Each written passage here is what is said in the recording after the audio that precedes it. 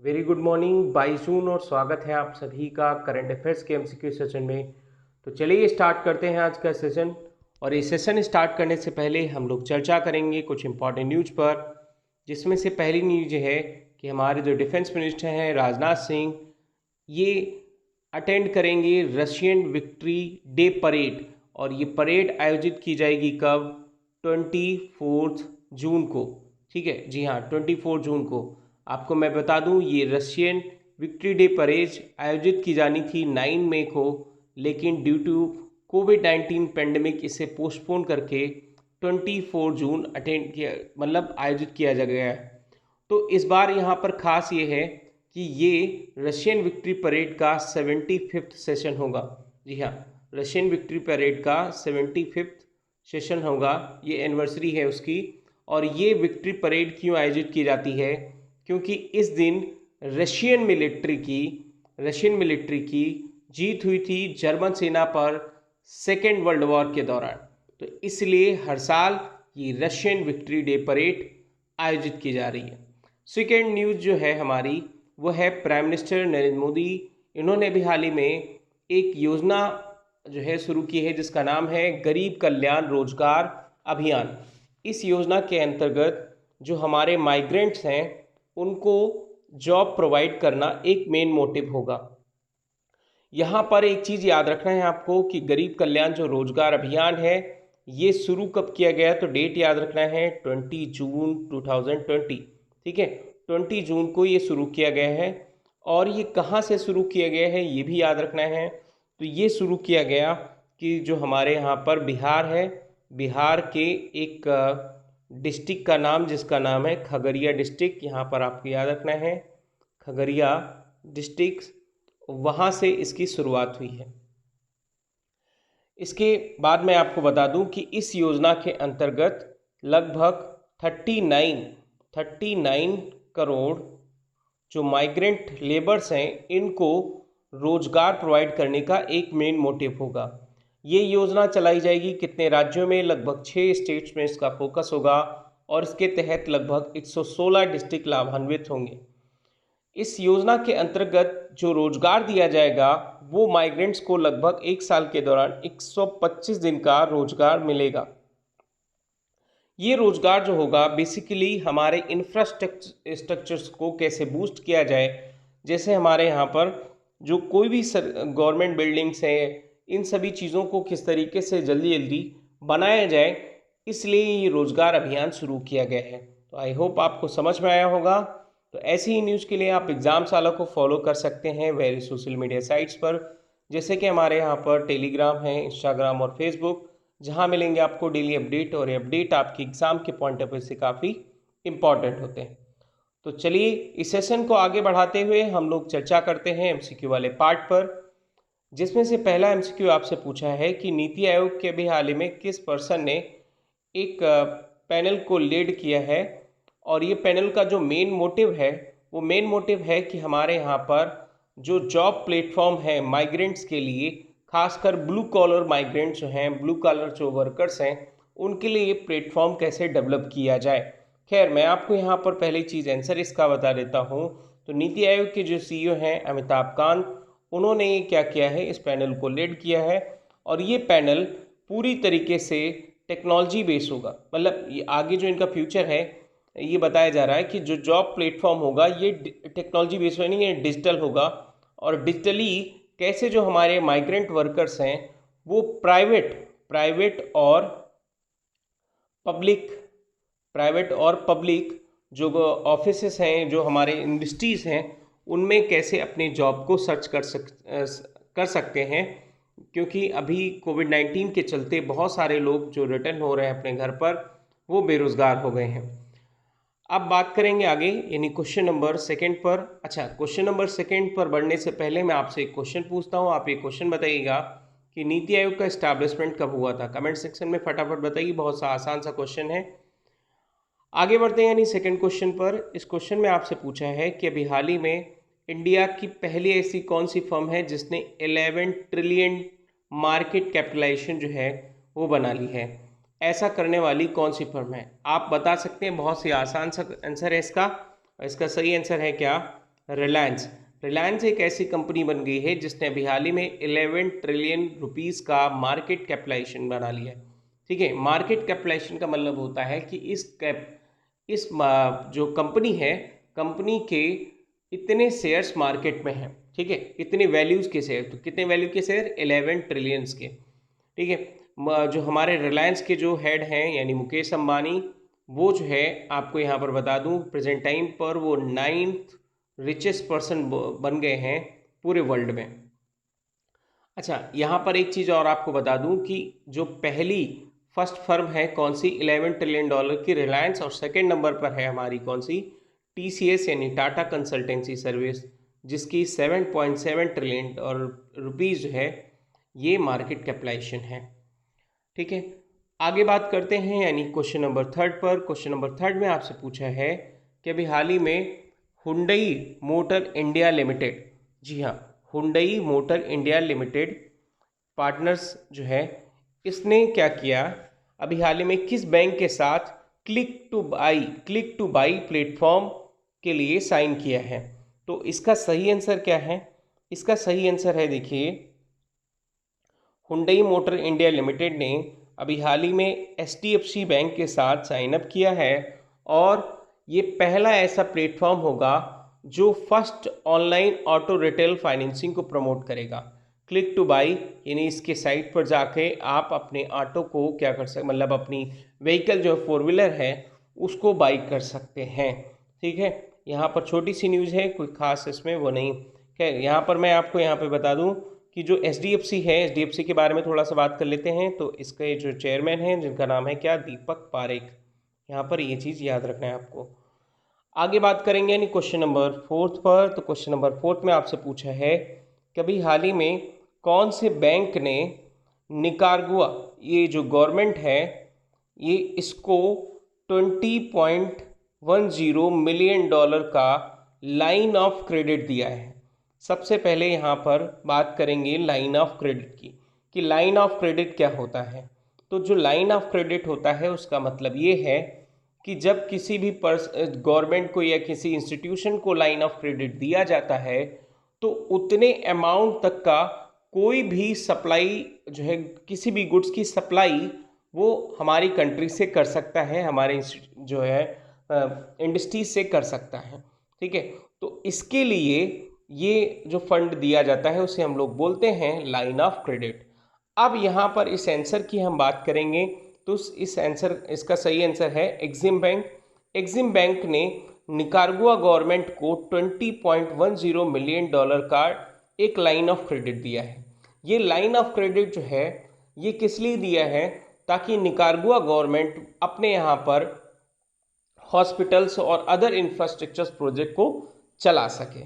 ठीक है, तो निकारागुआ गवर्नमेंट को क्या दिया जाएगा, यहाँ से जो इंफ्रास्ट्रक्चर्स के लिए सप्लाई गुड्स होते हैं उनको इतने अमाउंट का यहाँ से लाइन ऑफ क्रेडिट दिया जाएगा। बात कर लेते हैं एग्जिम बैंक की। इसका हेडक्वार्टर है कहाँ पर, मुंबई में। इस्टेब्लिश हुआ था कहाँ पर, ये इस्टेब्लिश कब हुआ था, तो इस्टेब्लिश हुआ था 1982 में। आगे बात करते हैं यानी क्वेश्चन नंबर 5 पर। तो क्वेश्चन नंबर 5 में आपसे पूछा है कि अभी हाल ही में विद्याबेन शाह, इनकी अभी हाल ही में डेथ हो गई, तो ये किस लिए फेमस थी ये आपको बताना है। तो देखिए, ये थी एक सोशल वर्कर, और सोशल वर्कर के साथ साथ में ये फ्रीडम फाइटर भी रही हैं। ठीक है, तो फ्रीडम फाइटर और साथ साथ में सोशल वर्कर हैं। इनके अभी हाल ही में नई दिल्ली में इनके आवास पर इनकी डेथ हो गई है। छोटा सा क्वेश्चन है, आपको यहाँ पर याद रखना है आपको। आगे बात करेंगे नहीं क्वेश्चन नंबर 6 पर। तो क्वेश्चन नंबर 6 में आपसे पूछा है कि अभी हाल ही में कौन सी कंट्री ने इंडिया को 200 मिलियन यूरो सपोर्ट किया है, मतलब किस लिए, कि जो हमारी कोविड-19 से जो हमारी इकोनॉमी को नुकसान हुआ है उस नुकसान से हम भरपाई कर सकें। तो इसका सही आंसर क्या है, इसका सही आंसर है फ्रांस।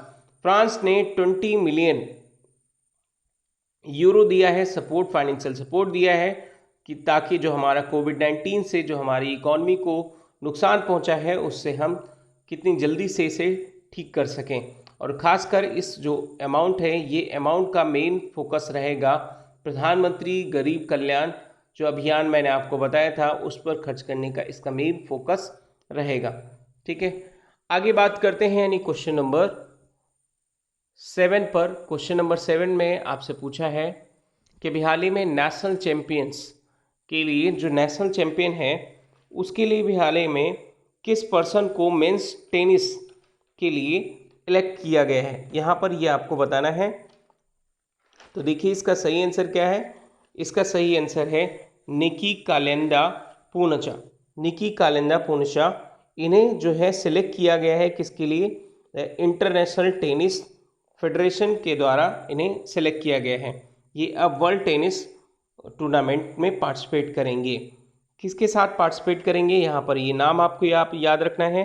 तो ये ती चेन चाइनीज ताइपी के साथ जो है ये क्या करेंगे, पार्टिसिपेट करेंगे वर्ल्ड टेनिस टूर्नामेंट में। आगे बात करेंगे यहाँ पर क्वेश्चन नंबर 8 पर। तो क्वेश्चन नंबर 8 में आपसे पूछा है कि भी हाल ही में किस मिनिस्ट्री के द्वारा सिडबी एक योजना चला रही है जिसका नाम है पीएम स्वनिधि। यहाँ पर याद रखना है पीएम स्वनिधि। तो इसके तहत कौन सी मिनिस्ट्री सिडबी जो है, कौन सी मिनिस्ट्री यहाँ पर इसने एमओयू साइन किया, एक एग्रीमेंट साइन किया है और ये एग्रीमेंट क्या करेगा, स्वनिधि को इम्प्लीमेंटेशन करेगा। ठीक है, तो यहाँ पर आपको मिनिस्ट्री का नाम बताना है। सबसे पहले हम यहाँ पर इसका आंसर जानते हैं। तो इसका आंसर है ministry of housing and urban affairs. तो इसने क्या किया है, अभी हाल ही में सिडबी के साथ पीएम स्वनिधि जो स्कीम है इसको इम्प्लीमेंट करने के लिए एग्रीमेंट साइन किया है। अच्छा, यहाँ पर हम अब बात कर लेते हैं पीएम स्वनिधि का। तो पीएम स्वनिधि का फुल फॉर्म होता है prime minister street vendor Atmanirbhar Nidhi. ठीक है, आत्मनिर्भर निधि। तो इसके लिए ये योजना, फुल फॉर्म मैं फिर से बोल दे रहा हूँ, आप लिख लीजिएगा, prime minister street vendor Atmanirbhar Nidhi. इस योजना के अंतर्गत क्या होगा कि जो हमारे यहाँ पर जो स्ट्रीट वेंडर हैं इनको माइक्रो क्रेडिट प्रोवाइड करना। और ये योजना किसके द्वारा इंप्लीमेंट की जाएगी, सिडबी के द्वारा, यानी small industries development bank of India के द्वारा। और ये योजना जो होगी यानी सिडबी जो इसे इंप्लीमेंट करेगी, ये पार्ट होगा किसका, credit guarantee fund trust for micro small and enterprises का एक पार्ट होगा। यानी क्रेडिट गारंटी स्कीम के अंतर्गत एक योजना इंप्लीमेंट की जाएगी। अब हम थोड़ा सा यहाँ पर बात कर लेते हैं किसके बारे में, सिडबी के बारे में। तो सिडबी देखिए एक डेवलपमेंट बैंक है जिसका हेडक्वार्टर है कहाँ पर, लखनऊ में। और इसके चेयरमैन कौन है, फटाफट बताइए। चेयरमैन है इसके मोहम्मद मुस्तफ़ा।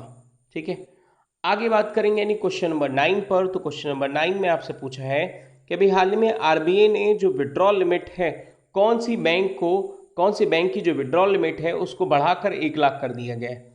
तो इसका सही आंसर है क्या, PMC, Punjab and Maharashtra cooperative bank की जो लिमिट है, विड्रॉल लिमिट, ये 50,000 से बढ़ाकर क्या कर दी गई है, 1 लाख कर दी गई। आप पूछेंगे क्यों, क्योंकि अभी हाल ही में आपने कुछ दिन पहले सुना होगा कि ये जो पीएमसी है इसमें कुछ फ्रॉड इश्यूज सामने आए थे, जिसके चलते पीएमसी बैंक को मॉरेटोरियम में रखा गया था 6 मंथ के लिए। और इसमें जो मैक्सिमम विड्रॉल लिमिट थी 50,000 थी, अब इसे बढ़ाकर कितना कर दिया गया है, 1 लाख रुपए कर दिया गया है।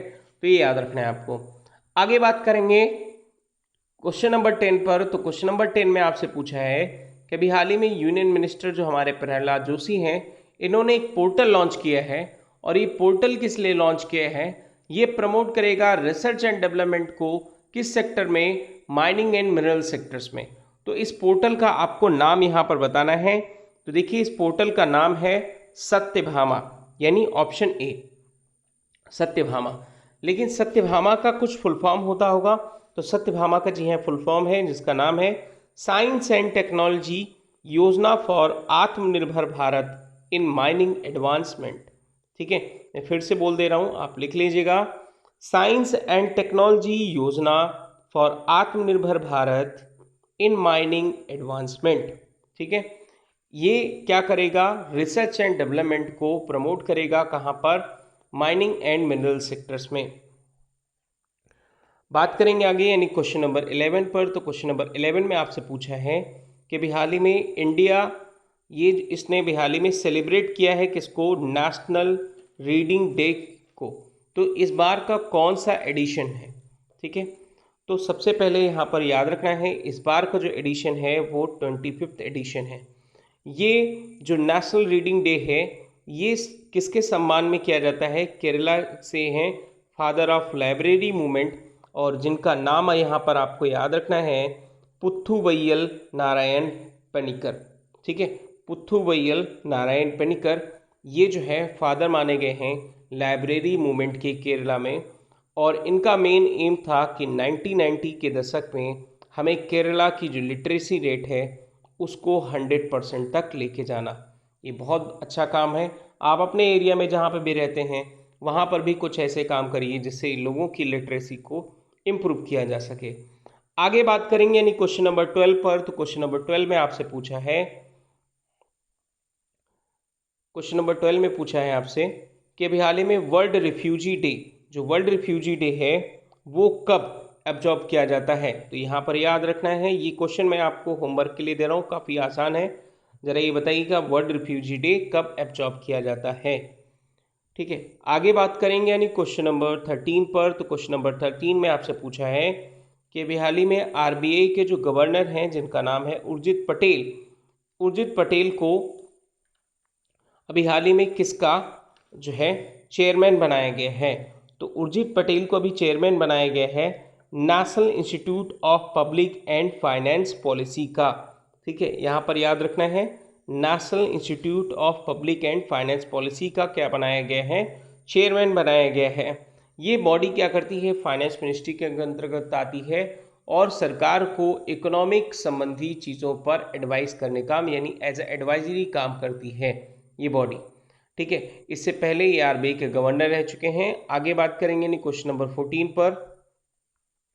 तो क्वेश्चन नंबर 14 में आपसे पूछा है कि कोल इंडिया लिमिटेड, इसने कहा है कि हम एक इनोवेशन एंड एंटरप्रेन्योरशिप्स को बूस्ट करेंगे किस सेक्टर्स में, यानी जो हमारे एनर्जी सेक्टर्स है, कोल सेक्टर्स हैं, इसमें हम लोग क्या करेंगे, इनोवेशंस एंड एंटरप्रेन्योरशिप्स को बूस्ट करने के लिए एक साइन किया है, एक एग्रीमेंट साइन किया है, और वो किसके साथ साइन किया है।